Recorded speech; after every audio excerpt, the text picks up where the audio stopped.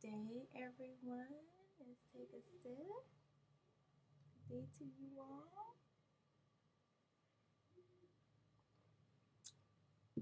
I hope your day is going well. Let's hop right into today's show. I tried to make things a little differently and set things up so I'm not all in your face like I usually am. Like I said, I am trying to continue to work at things to make things better for the channel. So we will continue to grow on gracefully, yet accordingly. And so for today's live chat, I really wanted to hop in and make this a sort. I wanted, well, this episode, this whole idea, the concept of this show today was made on Friday, came up with on a Friday. Yeah, it probably won't upload until Saturday, so I apologize for that. But this is gonna be what I'm gonna call learning through life chats, like Family Friday chat. And on this type of a show, I want for us to discuss chats that family members and I hold, like actual real life ones. We all do a fair amount of reading. If you're just up in age in life, you've just come across enough textbooks, and books are great. I encourage everyone that's a part of Life Chat to definitely read as much as you possibly can. But it's also helpful to get information and insight from actual real life experiences, and so that's almost the entire premise of this channel and why it was designed and who it was designed for, you know, so that we can learn through these chats, through these, real life chats that we're these real life experiences we are all having. And so in this Friday's chat, it was a pretty fun one, comical one, because the kids had a lot to say this week, so that's always fun, when you can get your kids to talk. And so during this week's chat, the kids and I were talking, and so the live chat that I really want to focus on for this week's episode is I'm gonna take most of that from my 14-year-old daughter's portion and partake in the chat and her peer group. She's just now starting high school this year in 2018. I don't want to blast the district or anything like that. I don't want that kind of attention. That's not what this is about. But I wanted to share this live chat with families and especially with parents, parents that are parts of PTOs and things in their communities, just to help share this insight that our kids are having, in regards to their school experiences. And so we're going to learn through my 14-year-old for this week. And so the areas that I say stood out amongst her school age and peer group were: one, lunches. The kids still aren't impressed with the school provided lunches. So, I mean, just that's simple and plain. I don't mean to say that to bash anyone. That's just the case. I asked the kids and they're still not impressed. It's not inviting, it's not enticing. They don't want to eat it. All of my children, I pack my younger kids' lunches. I expect my older girls to pack their lunches, and they could be doing better at it. But we always have the foods and things available for them to pack a lunch, because I just think is the best option, to ensure that your child is eating, and getting some nutrients throughout the day when they're outside of the home, which they're mandated to be. So, I just say go with that for number one. For any parent that was still, kind of questioning or wondering, well, have things improved? The answer is no, they haven't. My daughter and her peers say that for the most part, it's not even just the hot lunch. It's the a la carte even sucks. to a degree. Like snacks, like prepackaged stuff, like they'll get that, but like really the only day that they can count on eating a lunch at school provided by the school is in our community, um, which I guess you can kind of call a suburban community, but it's still a public high school, and their lunch is struggling. And the only day that the kids really want to eat the lunch or can come to school comfortably knowing that they'll be able to have a lunch selection that they may, be able to indulge in is on whatever pizza day is. And for some reason they order out on this day. They order from a local Domino's at my kids' school. So they're not even cooking that. So we think we can go with that. If I don't feel like making a lunch. And that there can be some work done there, because produce, is constantly on the rise, and just to take that pressure off of like our high schoolers, like because most of them probably have to make their own lunches, and it would just be nice if they could have a day or two or three even where they know that they could just come to not even worry about a packed lunch and just come to school just and get there, with all the energy that they can that they have, and can apply and just focus on their studies instead of worrying about, a lunch and, what they're going to eat throughout the day too. Because like that'll just be helpful for all parties involved. I, I just wanted to share that information from our teenagers of the world today. That's how they feel.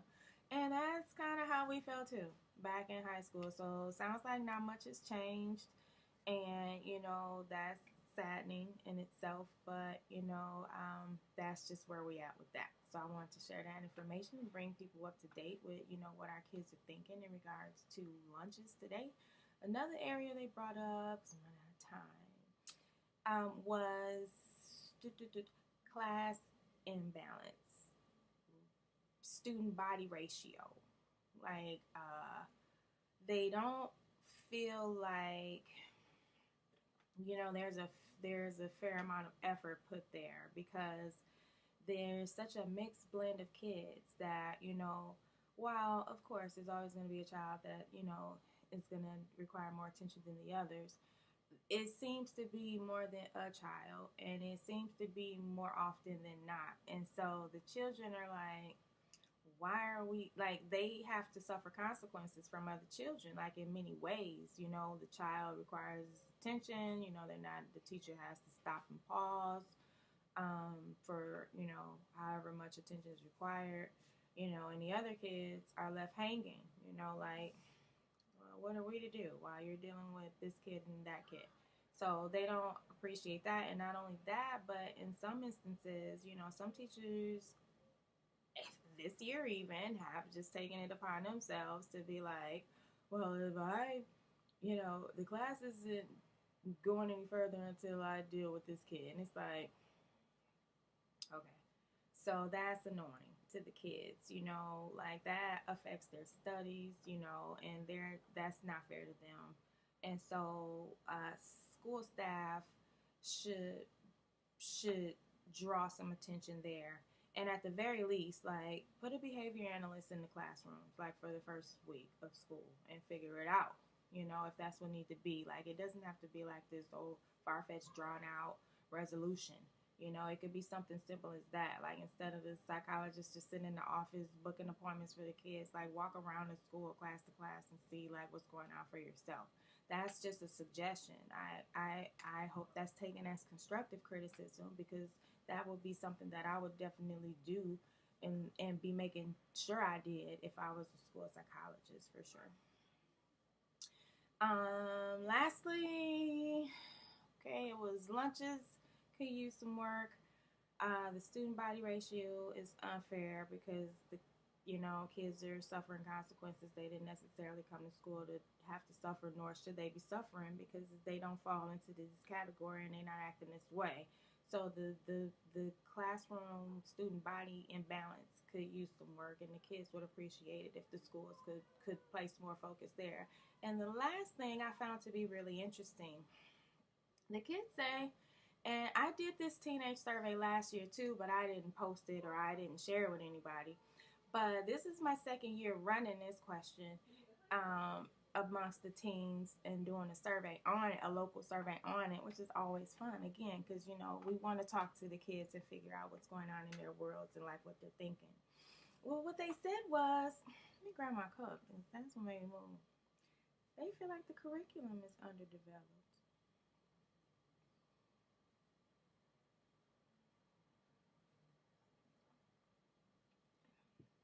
So, kudos to the parents out there. We doing what we supposed to be doing with our kids because these children are not impressed with this outdated and washed up and tainted curriculum that's being taught to them. And for the most part, the way that the kids felt is like so bipolar to them. It's like you either get it or it's like so far fetched like you don't get it, and it requires like all this extra, just like far to the extreme study and work. And it's like, who developed this? Like that was one of the questions. Like who one of the kids was like, our curriculum is underdeveloped. Another child was like, it's outdated. The other children were like, they're missing facts and loopholes and things we don't understand. And or it's way too easy, and or it's way too hard. So they need for the curriculum to be a little more updated and improved and tied into the times where, the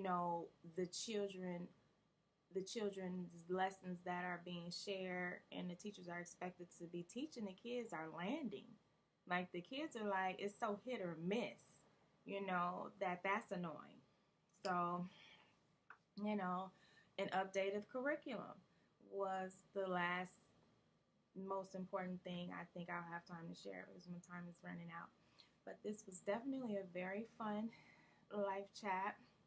And as always, I hope that someone was able to find this information helpful. I hope that someone was able to learn something through this chat. Like that's the whole premise of the show.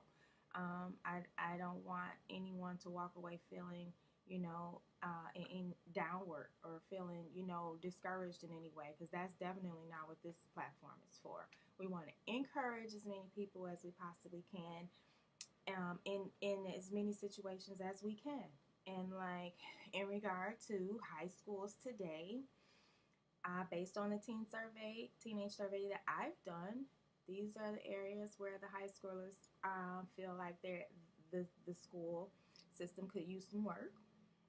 And so I invite all parents to even run this video by their own children to see if this is the case in their community. And then just take this information to your PTO boards, and let's just, in an effort that I learned from a young man titled Tone Talks, who very mistakenly has chalked me up to be a troll, and that's a whole nother show that I think I'll do. But he sadly has me chalked up of being a troll, and he's so wrong. But I still support him, and I still encourage people to listen to him. Again, he has a channel. His name is Tone Talks, and one of the last shows I remember watching of his, he shared something really, really cool, and he introduced a word, to the community I don't hear often, and he said he would like to encourage more people to start galvanizing, and I just want to second him in that motion and definitely encourage more people to do the same. So let's take this information. This is real life information from our children today, from all different types of walks of life, all backgrounds. My children go to, like I said, a suburban school, so it's very mixed. And my girls are very well rounded. They have friends from all sorts of backgrounds. And so this information applies all across the board, from our teenage kids today. And I hope you all enjoyed this show. I hope it looks a little better. I tried to set things up a little more differently. I had to just get some more extension cords and lights and, things. The lighting, I have gotten some lighting, but I'm still learning how to ultimately